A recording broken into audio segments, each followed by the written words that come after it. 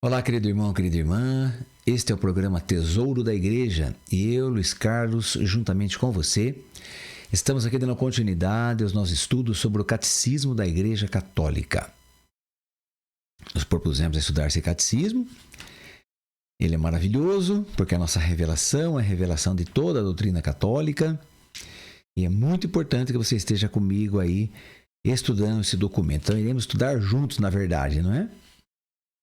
Bem, nós estamos aqui na primeira sessão. O catecismo é dividido em 4 sessões. A primeira sessão, então, é a profissão da nossa fé. Eu creio, nós cremos. Nós estamos no segundo capítulo desta primeira sessão, que tem como título Deus vem ao encontro do homem. E estamos no artigo 1º, que tem como título A Revelação de Deus. Bem, hoje vamos entrar aí nas etapas da revelação. Desde a origem, Deus se dá a conhecer. A partir do número 54. Então, se você está acompanhando pelo catecismo, na beirada do catecismo aí, na margem lateral, então tem alguns números em negrito. E, então, esses números aí é que são os números que são citados em todos os documentos da igreja, algum livro de algum teólogo, então que quer citar aí um parágrafo aí, um pedacinho, um perícope, né, do catecismo, então ele vai colocar esses números que estão aí nas laterais, tanto esquerda quanto direita, depende da folha que você está lendo. Então não é número de página, não. É número em negrito, né, destes pequeninos artigos. Vamos ver assim. Vamos comparar com a Sagrada Escritura. A Sagrada Escritura tem o capítulo e tem os versículos. Então aqui nós estamos no capítulo 2, né, no caso, e o versículo aqui seria o 54, mas é chamado de número, não é? Então vamos lá. Número 54. Desde a origem, Deus se dá a conhecer. Criando pelo Verbo o universo e conservando-o, Deus proporciona aos homens, nas coisas criadas, um permanente testemunho de si. E, além disso, no intuito de abrir o caminho de uma salvação superior, manifestou-se a si mesmo, desde os primórdios a nossos primeiros pais. Como está aí, no caso, né, a Abraão, que é considerado o pai da humanidade, né? O pai pela fé, o pai que veio pela fé, não é? Vamos ver aqui onde estou. Convidou-os a uma comunhão íntima consigo mesmo, revestindo-os de uma graça e de uma justiça resplandecentes. Bem, então esse primeiro versículo aqui, nesse número 54, começa assim: criando pelo Verbo o universo e conservando-o. Bem, então nós temos que tipo de afirmação aqui? Mas nós aprendemos aí que foi o Pai que criou o universo. Que o Pai que é o Criador, o Filho não é Criador. O Filho é o Salvador. E depois vem o Espírito que é santificador. Então, como é que está escrito aqui que o universo foi criado pelo Verbo? Quer dizer, pelo Filho de Deus. Bem, então vamos explicar da seguinte forma. De fato, a vontade de criar todas as coisas veio do Pai. É assim que nós entendemos. É assim que a igreja nos ensina, que a vontade de criar as coisas veio do Pai. Então, quer dizer, o Pai, ele significa o que teve a iniciativa. Bem, mas nós sabemos também que as coisas foram criadas por Deus, falando pela palavra que sai da boca de Deus. Bem, então vamos pensar assim. Vamos refletir, reflita comigo. Deus é Trindade. Deus é Pai, é Filho e é Espírito Santo. Então são 3 pessoas em um só Deus. Então, é um só Deus que é constituído por 3 pessoas. Essas 3 pessoas, elas são completamente distintas uma da outra e completamente iguais. Mas como é que é isso, Luiz Carlos? Como que eu vou entender isso? Bem, você não vai entender. E nem eu vou entender, e nenhum teólogo, e nem o Papa, nem um bispo jamais entende isso. Porque é um mistério. A Trindade, querido irmão, querida irmã, deixa eu já colocar de antemão aqui para você. A Trindade é o maior mistério que existe. Deixa eu aprofundar um pouquinho com você. Tudo que existe na Igreja Católica é mistério. Tudo que você imaginar na Igreja Católica é mistério. Ninguém entende absolutamente nada. Mas nós estudamos esses mistérios. Podemos estudá-los? Sim, podemos estudá-los. Podemos contemplá-los? Sim, podemos e devemos contemplar esses mistérios. Nós podemos nos inteirar mais desses mistérios? Sim, podemos, devemos e estamos fazendo isso aqui agora. Mas entender o mistério, não, aí não tem como. Nossa capacidade não chega nesse nível de entendimento. Mas a igreja, então, vai explicar o mistério que nós não entendemos, mas vai explicar o que dá para ser explicado. Tem alguma coisa que dá para ser explicado. O mistério não, ele não é atingido, o mistério, mas ele pode se explicar de alguma forma que o ser humano possa compreender e, principalmente, não só compreender, mas assumir esse mistério, crer nesse mistério pela fé. Isso é muito mais importante. Olha, é muito mais importante que você e eu creiamos no mistério sem entendê-lo do que tentar entender o mistério sem crer nele mesmo. Ok? Porque se nós crermos no mistério, nós temos salvação. Se nós não crermos, nós nem salvação temos. Já começa por aí. Então vamos deixar bem claro. Vamos aqui retomar o que estou falando. Deus é Trindade, são 3 pessoas. O Pai é o Pai nunca é o Filho jamais será o Pai, e o Espírito Santo jamais será o Filho e será o Pai também, não tem como. São 3 pessoas distintas, mas são totalmente iguais, porque elas pertencem à mesma natureza. Mesma natureza. Ok? Por isso que elas são iguais. Mas o Pai, ele toma aí a iniciativa de criar as coisas. Mas ele cria de que forma? Você sabe, né? Que ele cria falando. Então, lá no Gênesis, no primeiro capítulo, está lá. Deus falou. Qual foi a primeira criatura que Deus criou? Vamos lá, vamos ver se você sabe. Eu sei que você sabe, só que muitas vezes a gente não guarda isso, não é?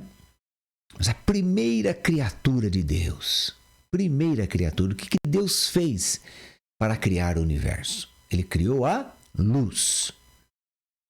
Então, em latim, fiat lux, faça-se a luz. Muito bem. Agora, se Deus falou, então é pela palavra dele que as coisas são criadas. Então, pela palavra de Deus. Quem é Deus? O Pai, o Filho e o Espírito Santo.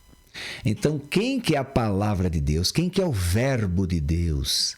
Quem que é o logos? Logos em grego quer dizer palavra. Quem que é o logos de Deus? Quem que é o verbo? É o Filho. Então, o Filho é o verbo. O Filho é o logos. O Filho é a palavra. Então, esse Filho sai da boca de Deus. Deus é o Pai, o Filho e o Espírito Santo. Eles formam um único Deus. E o Filho sai da boca de Deus, que é a palavra. Assim, da mesma forma, vamos imaginar assim. Bom, você que está me vendo, né, pelo vídeo, fica mais fácil você entender. Você que está escutando, ouvindo pela Rádio Cantato, você tem que imaginar. Então, você imagina o Luiz Carlos. Mesmo que você não conheça o Luiz Carlos, então você imagina que é uma pessoa falando. Bem, para que as coisas que estão na minha cabeça, na minha mente, que já foram estudadas, já foram formuladas, já foram pensadas, refletidas, para que essas coisas saiam da minha cabeça, que é a doutrina que está lá, e atinja você. Quer dizer, tome vida, tome forma dentro do seu entendimento, do seu coração. Para que essa palavra que está lá na minha cabeça, ela saia e produza vida, produza luz, produza mudança, conversão no seu coração. É preciso que eu fale. Porque se tudo que está dentro da minha cabeça não sair, como é que eu vou me comunicar com você? Como é que você está aí do outro lado do mundo, me vendo pelo Facebook, pelo YouTube, etc. Como é que você vai me ouvir? Ou você que está pela rádio, dirigindo em outra cidade, outro estado, como que acontece isso?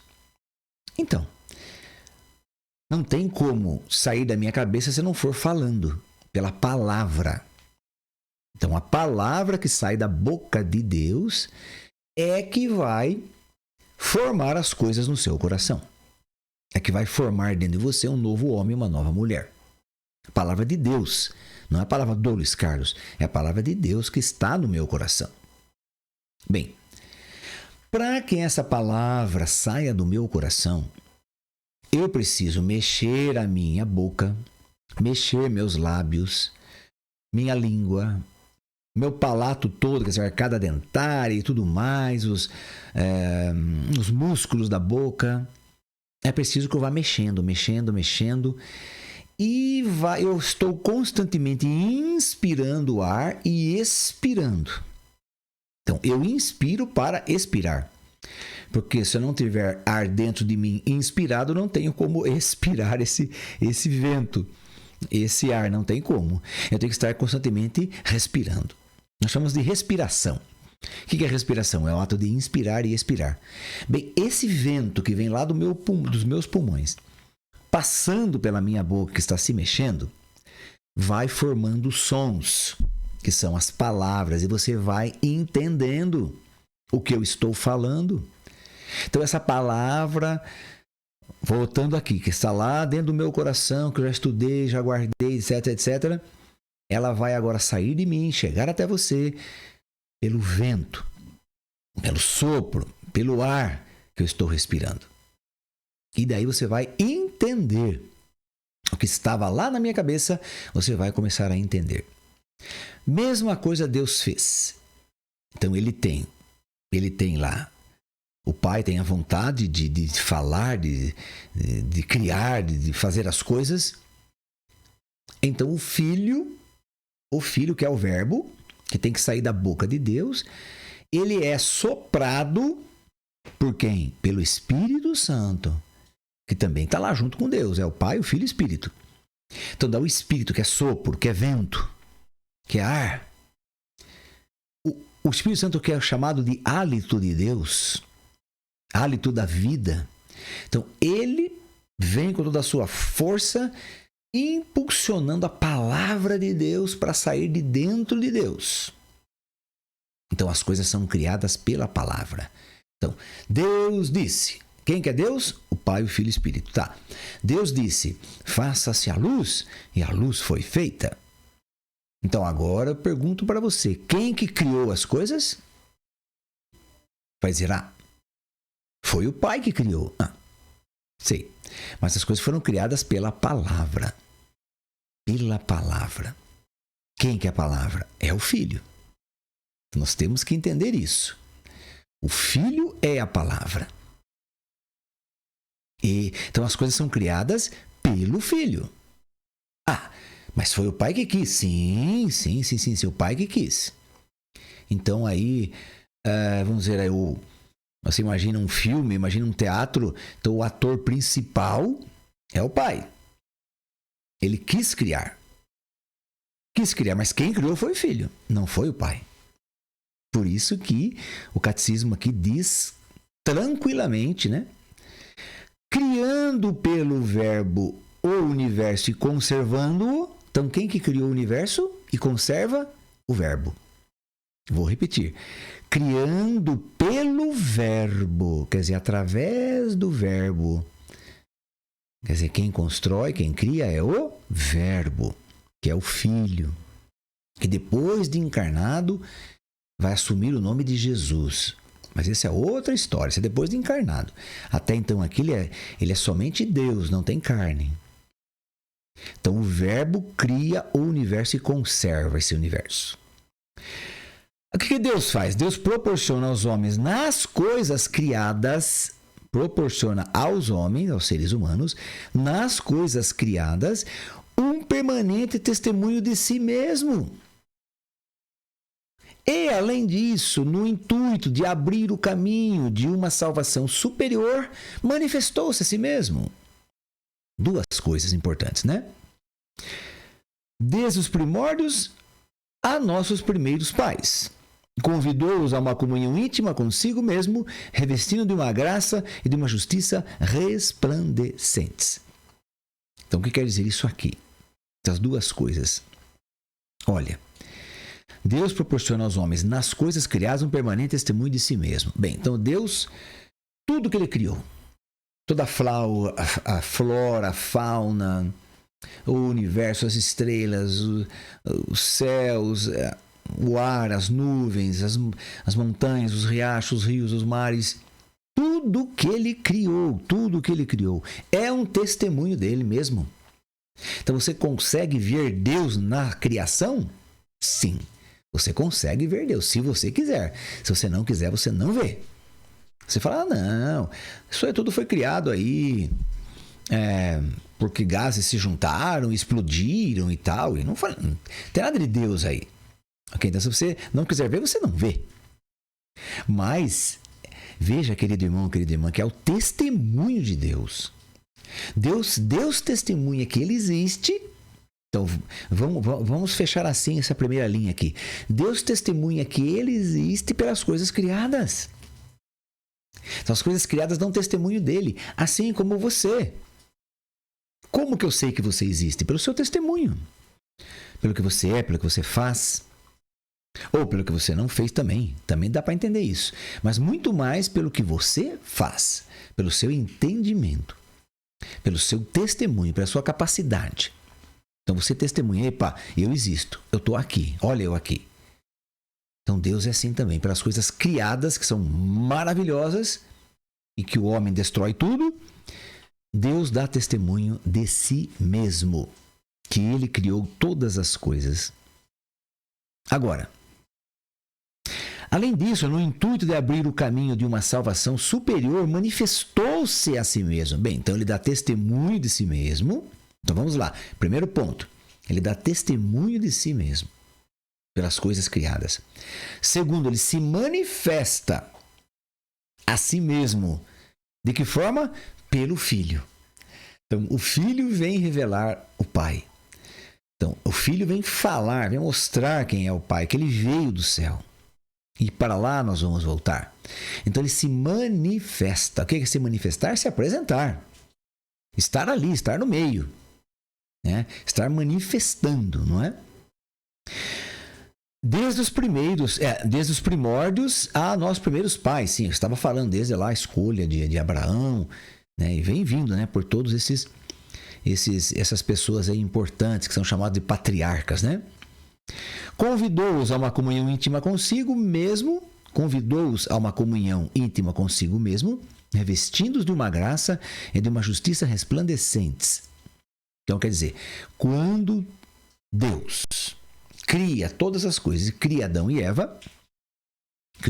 Eva, então ele derrama uma graça sobre eles resplandecentes. Que graça é essa? Aquela que nós já vimos no nosso último programa, que é a graça da imagem e semelhança de Deus, que é ser santo e ser amor. Então, essa graça Ele o faz no ser humano. Ninguém mais tem essa graça. Nenhuma outra criatura tem essa graça. Apesar de as criaturas serem maravilhosas, as criaturas de Deus, né? As cores, os tipos. Você vê um passarinho, né? Passarinho tem milhares de passarinhos. E cada um canta de um jeito, com suas cores e penas diferentes. Uma coisa, só de olhar passarinhos você já vê aí a grandeza de Deus. Mas vamos olhar as flores então. O tipo de flores, as rosas, os lírios, as margaridas, as azaleias, enfim, que coisa maravilhosa. Quem que poderia ter feito isso? Quem que poderia ter criado a folha, a flor, né, de uma pétala de uma rosa tão sedosa daquele jeito? Quem que poderia ter feito aquilo com aquele perfume? Quem que poderia ter feito isso? Então são as perfeições de Deus, mas nenhuma dessas perfeições de Deus chegou a tanto como o ser humano. Foi criado à imagem e semelhança dele. Bem, esta revelação não foi interrompida pelo pecado de nossos primeiros pais. A revelação não foi interrompida, claro que não. O plano de Deus foi interrompido por um tempo. Mas ele tinha o plano B, ele tinha a saída, ele tinha como consertar o que o demônio estragou. Mas a revelação não para, de forma nenhuma, a revelação continua. Então essa revelação não foi interrompida pelo pecado de nossos primeiros pais. Deus, com efeito, após a queda destes, quer dizer, após a caída de Adão e Eva, com a prometida redenção. O que é redenção? Compra, né? Readquirir, de volta, readquirir. Quer dizer, adquirir de novo. Então não posso falar readquirir de volta, né? Esse seria um termo na nossa língua portuguesa errado. Então, ele vai readquirir o homem novamente. Quer dizer, o ser humano. Isso chama-se redenção. Então, por essa redenção, alentou-os a esperar uma salvação e velou permanentemente pelo gênero humano, a fim de dar a vida eterna a todos aqueles que, pela perseverança na prática do bem, procuram a salvação. E quando, pela desobediência, perderam a vossa amizade, não os abandonastes ao poder da morte. Oferecestes muitas vezes aliança aos homens e às mulheres. Bem,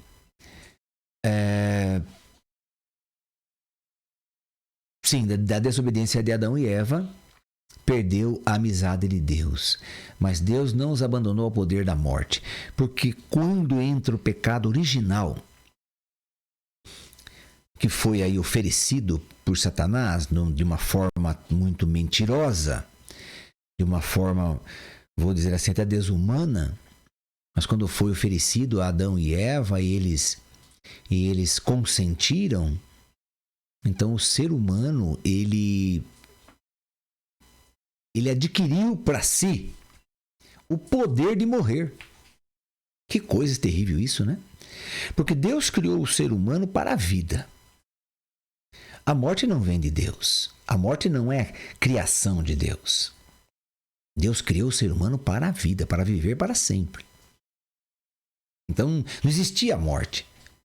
Não existia algo que pudesse separar o homem de Deus. Já estava junto de Deus, foi criado lá no Éden, né, que chama-se paraíso, junto de Deus. Diz a palavra que Deus vinha conversar todos os dias com Adão e Eva, vinha conversar, passear com eles pelo jardim, se ocupava deles. Quer dizer, uma amizade maravilhosa, uma amizade santa, pura, sem interesse nenhum, sem malícia, sem nada. Tudo estava perfeito. O homem e a mulher estavam ali, iriam se reproduzir, não é? Quer dizer, ter filhos, sim, mas sem nada de pecado, sem que isso fosse considerado algum tipo de pecado, malícia, desejo. Essas coisas não existiam. Então Deus criou tudo isso em uma harmonia santa. Assim como os animais, eles não têm interesse pelo outro, malícia pelo outro, de forma alguma. Não tem, eles procriam porque eles sabem que tem que procriar. Tudo isso já está dentro de cada um deles. Então, veja, o ser humano foi criado assim também. Mas o pecado, o que ele fez? O pecado original. Ele tirou do homem essa pureza. Ele tirou do ser humano essa pureza de pensamento, de entendimento, de coração. Ele tirou isso, ele roubou a pureza do ser humano. E no lugar da pureza, ele pôs a malícia. Então a malícia é exatamente o contrário de pureza. Exatamente o contrário. Me lembro que certa vez eu fui rezar por uma moça e que ela falou: quero que você reze por mim para eu ser libertada. E eu falei, você quer ser libertada do quê? Ela falou, olha, eu sou uma mulher casada, sou mãe de filhos, etc. E comecei a ter uma amizade muito forte com uma pessoa, uma mulher mais velha do que eu, mas uma amizade que eu considerava pura, maravilhosa, santa. E sem perceber, sem eu perceber, quando me dei conta, eu já estava na cama com esta mulher. E ela tirou toda a minha pureza, ela tirou toda a minha santidade. Ela tirou o que a minha entrega a Deus. Eu caí numa armadilha que eu nem sei como é que eu caí nisso. Mas, claro, estou arrependido, já me confessei já várias vezes. E, claro, isso daí atrapalhou minha vida muito. Mas o que eu ainda sinto é que ela tirou minha pureza. Então, a pureza é substituída pela malícia, pelo desejo ardente também, o que é chamado de concupiscência. Então, isso é que o pecado original traz para nós. Essa palavra concupiscência, São Paulo trabalha bastante nas suas cartas. Então, essa concupiscência é um desejo exagerado de prazeres. Que Satanás conseguiu colocar no coração de Eva e, consequentemente, em Adão. Desejo exagerado. E a pureza, o que é a pureza? É exatamente o oposto. É um desejo de estar em Deus, na liberdade de Deus, na santidade de Deus. Então, isso o pecado original destruiu no coração do ser humano. E, como consequência, trouxe aí o poder de morrer. Quer dizer, o ser humano adquiriu um poder que ele não tinha. O poder de morrer. Olha que coisa idiota, né? Que o ser humano adquiriu para si mesmo. O poder de morrer. Agora, São João vai falar no capítulo 1 do seu Evangelho. Capítulo 1 do seu Evangelho. Ele diz que nós agora nós ganhamos de Deus o poder de nos tornarmos filhos de Deus. Olha que coisa fantástica. Primeiramente, lá com Adão e Eva, nós ganhamos o poder de morrer. Agora nós ganhamos o poder de nos tornar filhos de Deus e com direito à vida eterna. Que maravilha! Veja como o plano de Deus é perfeito. Então, querido irmão, querida irmã, vamos aqui, parando aqui por hoje, não é? Ficamos aqui nas etapas da revelação. Vamos estudá-las uma por uma. Desde a origem, agora no nosso próximo encontro vamos ver a aliança com Noé, depois com Abraão também, onde Deus começa a sua revelação. Vamos pedir à Virgem Maria que interceda por nós, para que possamos permanecer homens firmes, mulheres firmes, no estudo da nossa doutrina. Ave Maria, cheia de graça, o Senhor é convosco. Bendita sois vós entre as mulheres, e bendito é o fruto do vosso ventre, Jesus. Santa Maria, Mãe de Deus, rogai por nós, pecadores, agora e na hora de nossa morte. Amém. E que o Senhor nos abençoe em nome do Pai, do Filho e do Espírito Santo. Amém. E até o nosso próximo encontro, se Deus quiser.